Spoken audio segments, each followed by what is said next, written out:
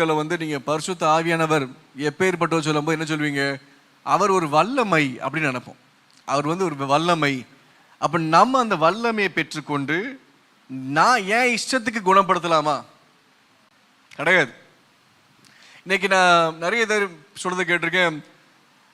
அவங்களுடைய பாரம் சரியானது. நான் இந்த ஹை கிரவுண்டில் போயிட்டு எல்லாரையும் குணம் பண்ணணும்னு ஆசைப்படுறாங்க. அவங்க பாரம் சரியானது. ஆனால் நான் என்ன சொல்ல வரேன், நான் சொல்கிறேன், இப்போ போய் எனக்கு ஹை கிரவுண்டில் போயிட்டு எல்லாரையும் சுகம் கொடுக்கணும் எனக்கு ஆசையாக இருக்குன்னு நான் ஆண்டோட சொல்கிறேன். அதற்காக உங்கள் பரிசுத்த ஆவியானவர் தாங்க அப்படின்னு சொல்கிறேன்.